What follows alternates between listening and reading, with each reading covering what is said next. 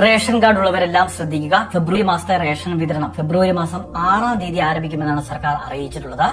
ഏവേ ration കാർഡാണ് എങ്കിൽ 30 kilo അരിയും 3 കിലോ ഗോതമ്പും സൗജന്യമായിട്ടും 2 പാക്കറ്റ് ആട്ട 7 രൂപ നിരക്കിലും അതോടൊപ്പം തന്നെ 1 കിലോ പഞ്ചസാരയും ഈ മാസം ഇവർക്കായി ലഭിക്കുന്നതായിരിക്കും. ഇനി ഇതോടൊപ്പം തന്നെ BPL റേഷൻ കാർഡാണ് എങ്കിൽ അവർക്ക് ആളൊന്നിന് 4 കിലോ അരി 1 കിലോ ഗോതമ്പ് എന്ന തോതിലാണ് സൗജന്യമായിട്ട് ആനുകൂല്യമുള്ളത്.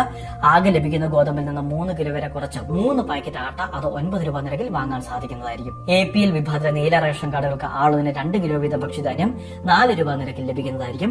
അതുകൂടാതെ 3 കിലോ സ്പെഷ്യൽ അരി 10 രൂപ 90 പൈസ നിരക്കിലും ഈ മാസം അവർക്ക് പ്രഖ്യാപിച്ചിട്ടുണ്ട്. വെള്ള റേഷൻ കാർഡുകളാണെങ്കിൽ അവർക്ക് 6 കിലോ അരിയാണ് പ്രഖ്യാപിച്ചിട്ടുള്ളത്. സ്പെഷ്യൽ അരിയാണ് അത് 10 രൂപ 90 പൈസ നിരക്കിൽ വാങ്ങാൻ സാധിക്കും. ബ്രൗൺ നിറമുള്ള റേഷൻ കാർഡുകളാണെങ്കിൽ അവർക്ക് 2 കിലോ വീതം ഭക്ഷ്യധാന്യം 10 രൂപ 90 പൈസ നിരക്കിൽ വാങ്ങാൻ സാധിക്കുന്നതാണ്.